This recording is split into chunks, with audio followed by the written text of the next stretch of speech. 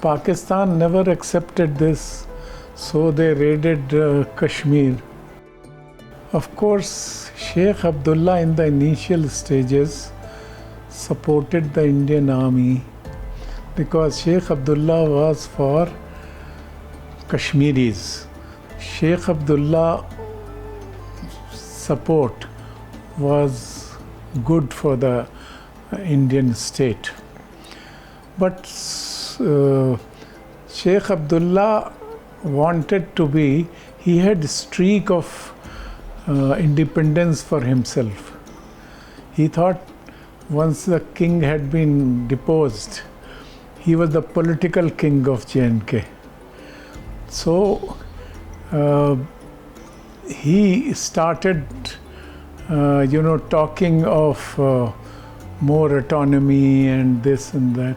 So the fact remained that Nehru, who had got the Article 370 introduced, which gave him all those powers, including the constitution and the flag, Nehru himself okayed his arrest, and for 10 years he was tried for sedition for his speeches that he was given, because Indian state always thought, and very rightly so, that being a border state, you cannot have separatism, because separatism benefits Pakistan.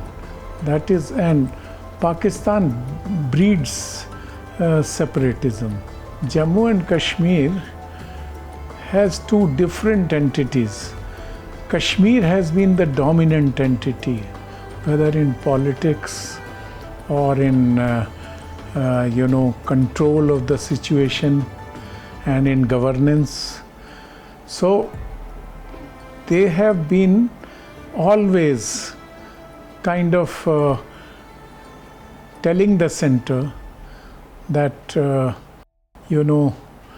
this what we should be done, and central government always virtually agreed to them, and they also had to agree because the finances and defense and internal security and everything was from the central government. So those were the days that it could be called a working relationship between the center and the state after Sheikh's this thing.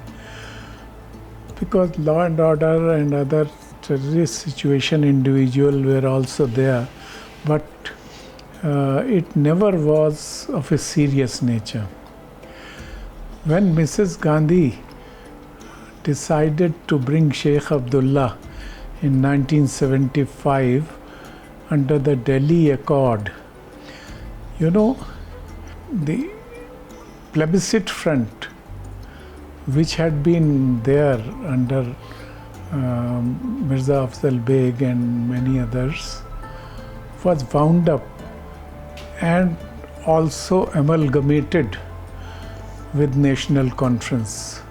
1977 elections, till 1977 elections, it worked okay. Sheikh's governance from 75 to 77 was one of the best. It was the Congress government which was there, under which the Delhi Accord took place and in which Sheikh Abdullah. So he wanted to demonstrate, and Mrs. Gandhi in any case was in full control after the Bangladesh this thing. So the security problems could not be created of J&K. That have been the most important concern of the central government. When the 1977 elections, Mrs. Gandhi lost. So Sheikh Abdullah went independent. He got a massive majority, Sheikh Abdullah. His concern was for Kashmir and Kashmiris and those who had suffered during the period that he had been out of power and all. So he started consolidating himself and talking about autonomy again. When Sheikh Abdullah started this kind of politics, Mrs. Gandhi was very disturbed. And because she had given him a government on a platter. And this fellow was again, talking about it. And as I mentioned, Mrs. Gandhi was very strong personality, and also she was quite involved in Kashmir affairs. So she closely monitored it. But Sheikh Abdullah would continue to do that. So she did a very, I should say, unusual thing. Because Sheikh Abdullah's relatives were being reinstalled, corruption was there, and then this over and above officials were all locals. And so she actually organized, I am quite sure that this was there, that she sent a income tax raiding party of 270 people in an Airbus, and there they landed up in Srinagar, and they had previous information about it, the income tax officials, and they raided the places, not only the relatives of Sheikh, but also who were the most close to him, including his office of Nawaz Subh and all that. Sheikh Abdullah was very alarmed, and actually I must say it was one of the biggest challenges, political challenges or administrative challenges for me to keep a balance on that occasion. Sheikh Abdullah was in Jammu. It was a Darbar move. It happened in the first week of April. Mrs. Gandhi wanted to give a, if I should say, a knock at Sheikh Abdullah that there are some areas wherein you don't count. Sheikh Abdullah came along with the DG. There was a customary, agreement that we would go to the tarmac to receive the Chief Minister. So as soon as he got out, he was a very swollen-headed person. And the DG who may have been with him must have seen how. So he just put me there. He says, "Bhai, samjhaiye." He started. I told him that some income tax raids were there. So there was difficult situation here, but now it has been resolved. So he said, "What resolved? Have you registered cases against them?" I was alarmed. He says they, insulted the modesty of women and this thing. I didn't know what to talk. Then I said, "Sir, actually I haven't got any complaint as yet. And another thing is there, that their people have been badly mauled when Dr. Farooq Abdullah had appeared at the scene. So we will be registering counter cases." So that kind of engagement had never been there by any officer to Sheikh Abdullah. He looked at me, went to the VIP room, and then immediately he took off for his residence.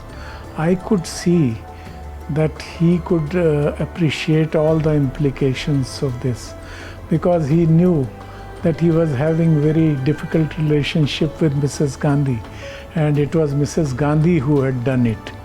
So he took it on a political plane.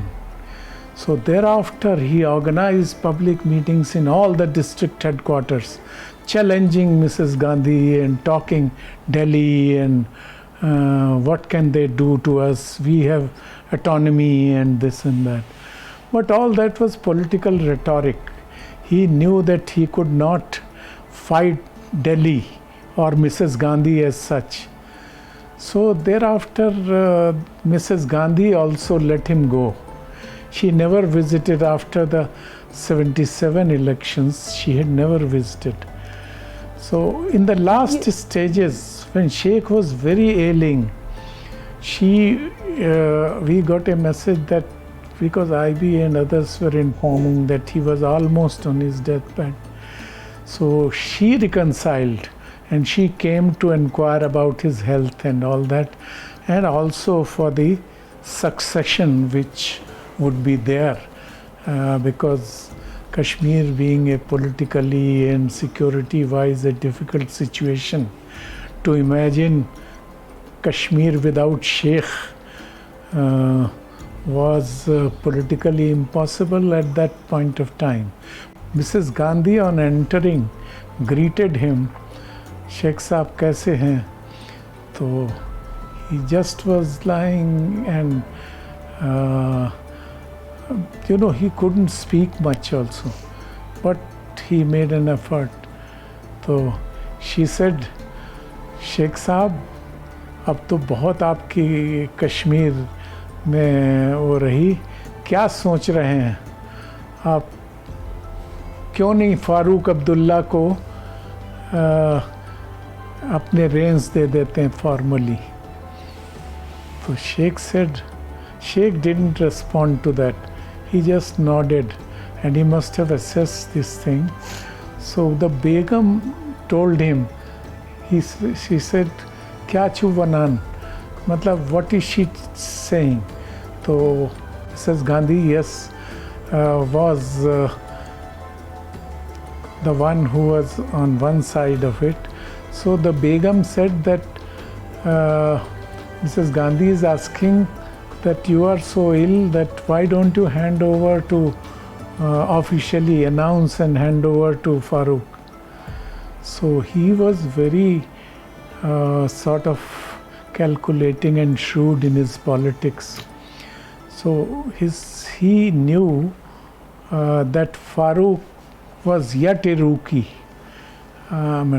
His son-in-law, Mr.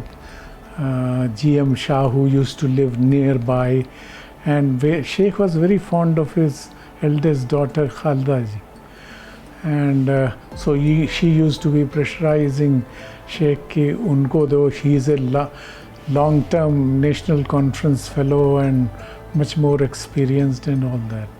So he must have thought that and all that. So he avoided the question. He said, "Imanchu pata," meaning she knows it.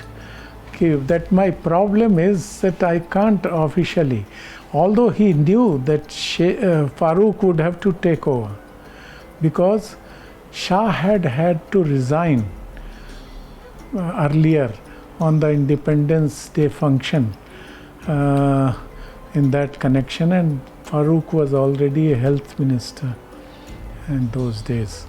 So thereafter Mrs. Gandhi had to, Sheikh Abdullah died about a week later or so.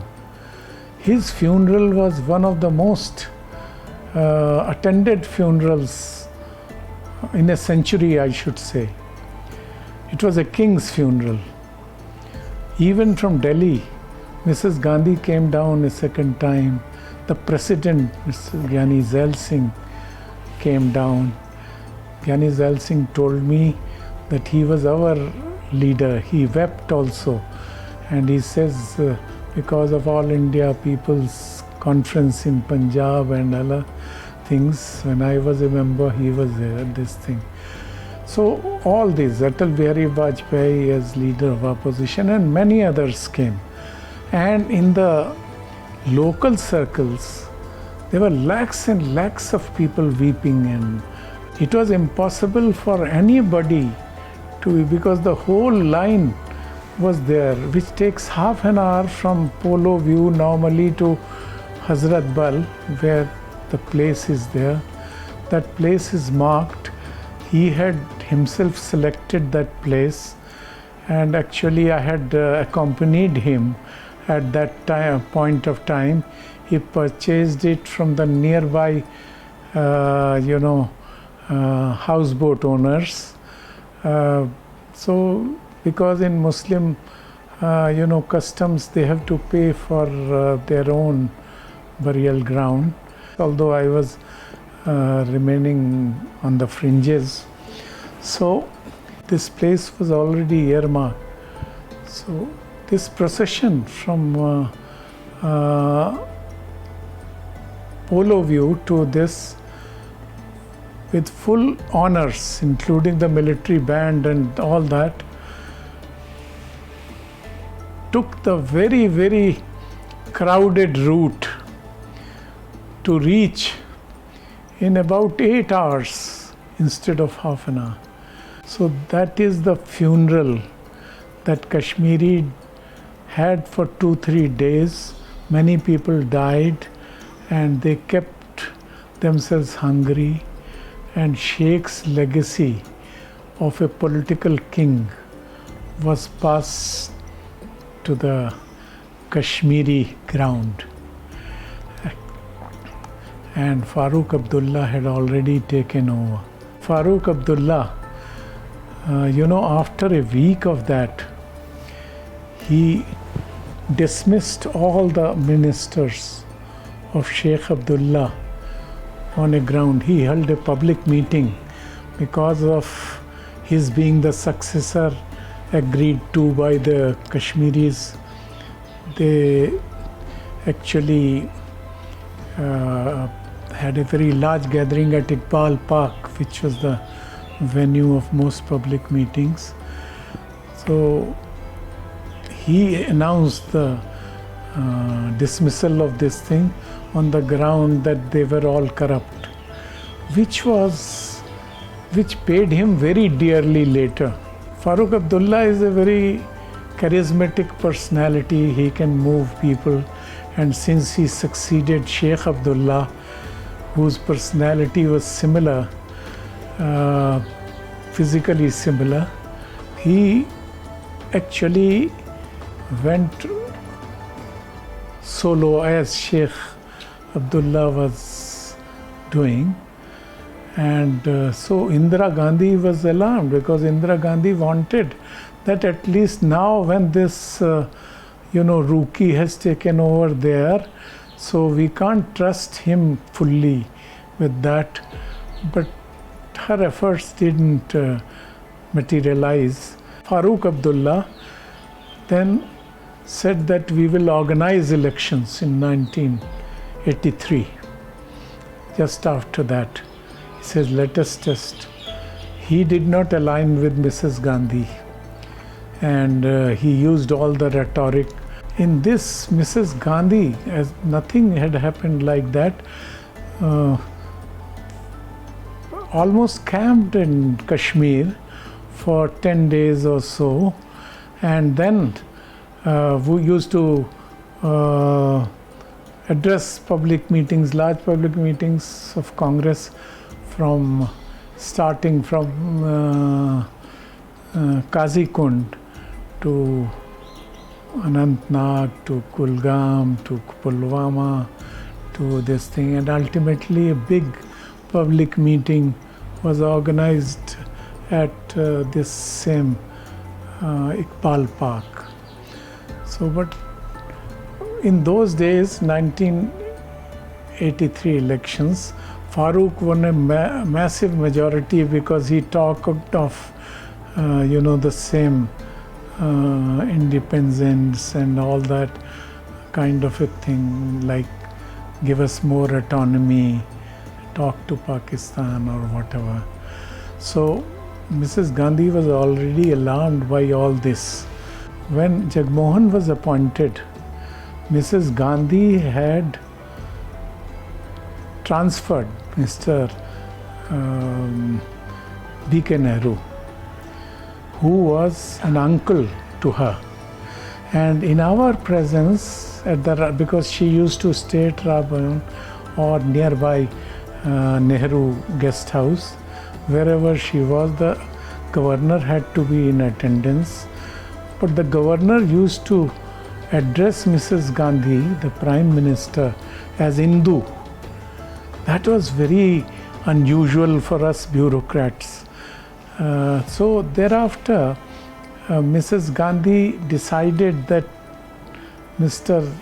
Nehru would not be able to, because he was not quite convinced to impose President's rule on that or to change it. She was now determined to oust Farooq Abdullah. So as soon as in April it was there, she appointed Mr. Jagmohan. He came in the second half of April 1984. Farooq had almost just completed 1 year. So after the Darbar move, in the month of end of May or so, I was IG Armed Police. So I got a call from Raj Bhavan that the governor wants to see you. This was very unusual because if he had to see me, then he had to get through the state government, this thing. I immediately sensed that there was some difficult time for the government of J&K. Since I had a personal relationship with Dr. Farooq Abdullah and his secretary, principal secretary, Mr. Mahmoodur Rahman was very close to him. So I told them that this is there, what is your advice? He consulted Dr. Farooq. He was so overconfident that, he said, yeah, he should go. Mr. Jagmohan did not take much time to blast me with a question that how would you assess the law and order situation if Dr. Farooq were to be dismissed, his government? I was not prepared for that kind of, question to be answered immediately. But then I thought it over. I said, Dr. Farooq's government is losing ground. And on its own, it will go away. But any central intervention in ousting him would be, because his government has been for 1 year only, so it will be organizing and combining the local populace, and that will create a little bit of trouble. Since I had served with Sheikh Abdullah and Farooq Abdullah for this time, and I had personal equation with them, when I came from there, shortly after that there was the Eid to be declared. So a few days before the Eid, I went over. After some time, Dr. Farooq Abdullah came. He was very busy with, his own, supporters and all that at that point. And he says, yes, I was IG Armed Police. So he said, since I had maintained relationship, he says, what brings me here? मैंने कहा एक तो आपको ईद मुबारक देना था, that means, and दूसरा मुझे कहना है कि you should be careful, because Mr. Jagmohan had called me, which I have already told you, and I will relate to you. His first question he asked is, how will it happen? So I am a little, concerned about your government. You may take it for whatever it likes. Dr. Farooq Abdullah, almost retorted with a very serious note. He says, oh, this governor, if he dismisses my government, there will be revolution in Kashmir. So I said, but you politically know how to handle it. I have to tell you that he has been sent here and he is also determined.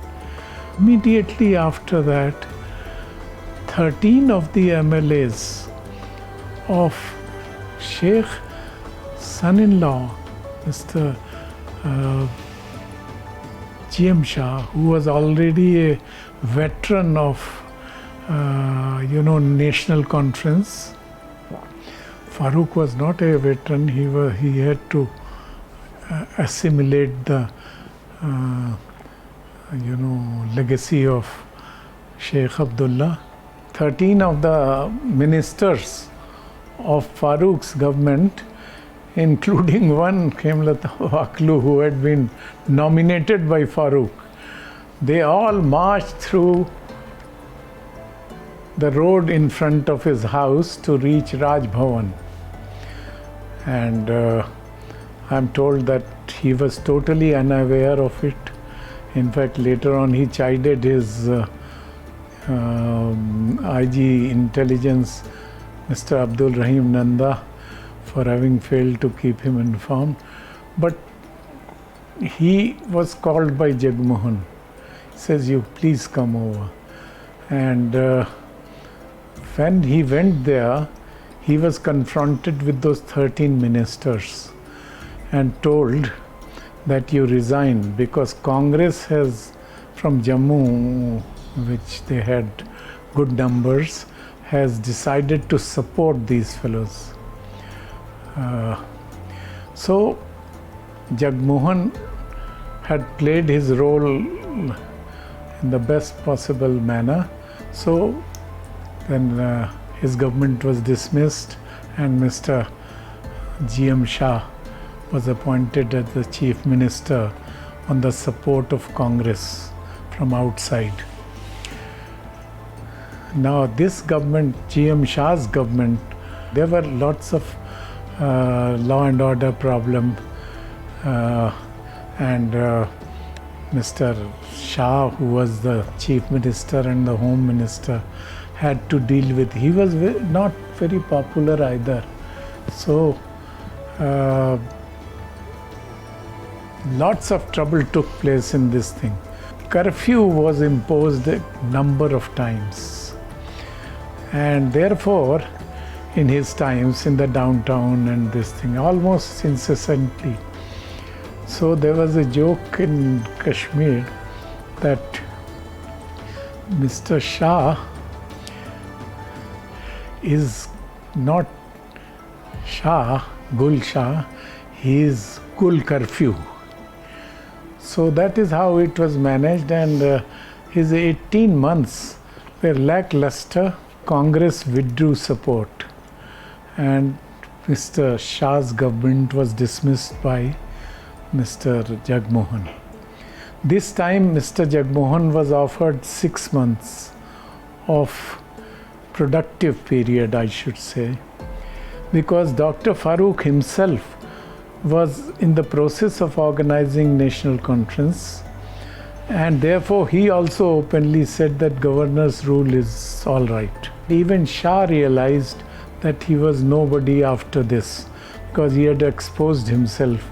So he also wouldn't oppose the governor's rule. So, and his people also were going back to Farooq and all that. So those 6 months of Mr. Jagmohan's governor's rule were productive. Mr. Jagmohan was a man of development, concrete and mortars, as we say, and he developed the Srinagar road in a manner that they had never seen. Something behind the scenes happened. Mrs. Gandhi was succeeded by Rajiv Gandhi, and Rajiv Gandhi had very good relationship with Farooq Abdullah. So ultimately Rajiv Gandhi agreed to, in the midst of that tenure, to have a Rajiv Farooq Accord. So with that, the whole thing was proceeding and ultimately resulted in the 1987 elections were under Rajiv Farooq Accord. At the time of the elections, the Muslim United Front was formed because they thought that Farooq has had a sellout to Delhi, because that is what the sentiment used to be in Kashmir.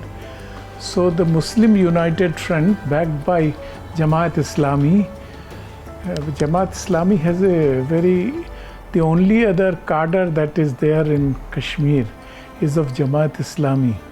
Terrorism, which had already emerging by this time. So Center was also alarmed later by this. So Dr. Farooq Abdullah lost a lot of ground in Kashmir, but still he was continuing the legacy of Sheikh, and Sheikh had also aligned with central government 2 times, and therefore Dr. Farooq was not in any position to win that election without any problems. Although the Muslim United Front was freely getting more support, it was not definite that Farooq would lose support in this thing, because people wanted peace. I remember when Dr. Farooq received a telephonic call on the day of counting from Mr. Rajiv Gandhi, who had been given informations from IB and all, that Muslim United Front was gaining a lot of ground and all that. So in that context, he rang up Dr. Farooq to say that, you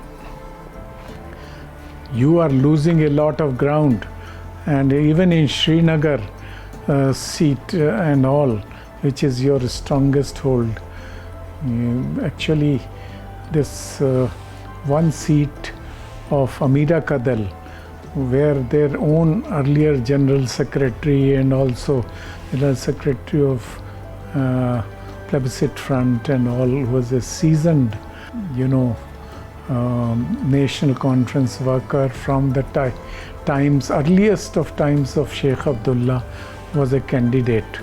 And he was opposed by Muhammad Yusuf Shah, who was a, Jamaat Islami fellow, and he used to preach in the, that's this radicalism in the mosque, which is just a few yards from the Central Secretariat on the other side. I was alarmed. Dr. Farooq gave a call to me on that, and he said, as my intelligence chief, you have let me down. So I reached there. So as soon as I reached, he says, you have let me down.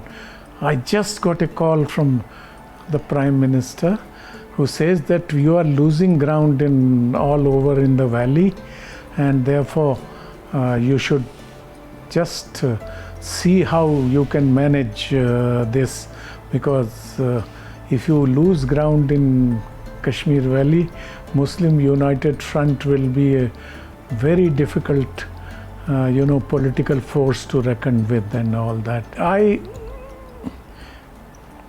said to him that it is not true that you are losing all the seats, but Muslim United Front is gaining a lot of votes, but only in 5-6 seats you are losing, and certain seat of Amira Kadal.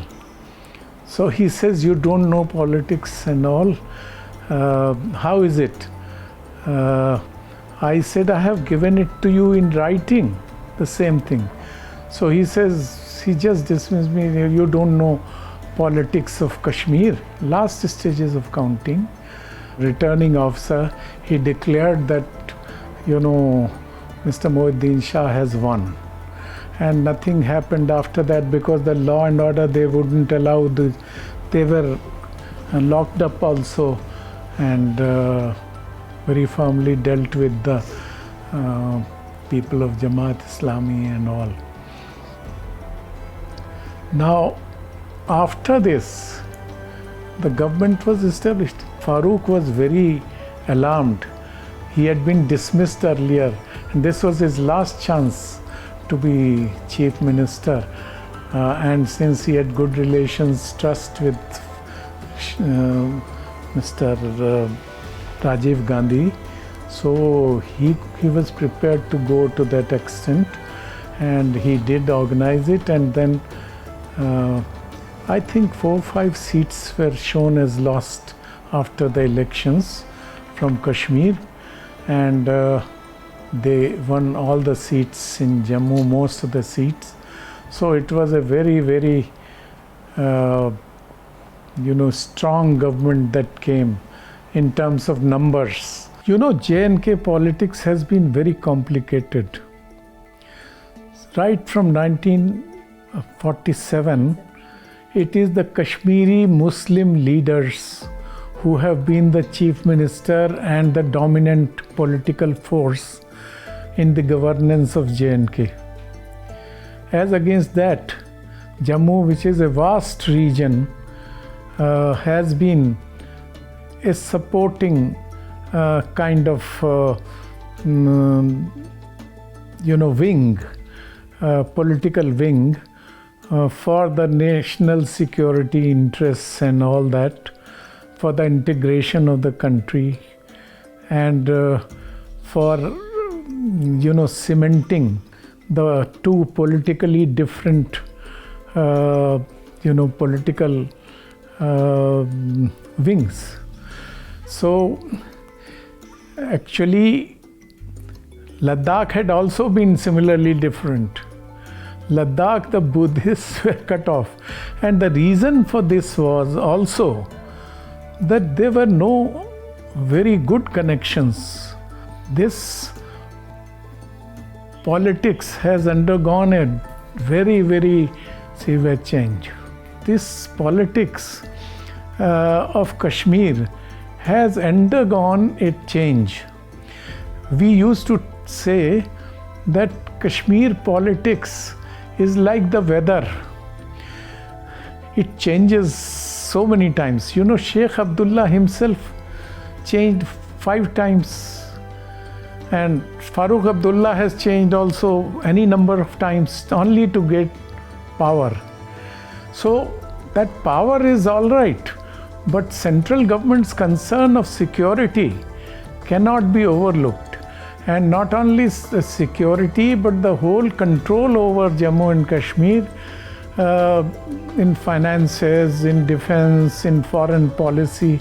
What one can say is that this is not a politics that will be allowed to be played now anymore. This separatist politics has been given a burial by Article 370's abolition, complete burial. And I would also like to say that the Supreme Court's decision and also the refusal to review this has also given a absolute last knock to any of those thoughts in a political constitutional setup.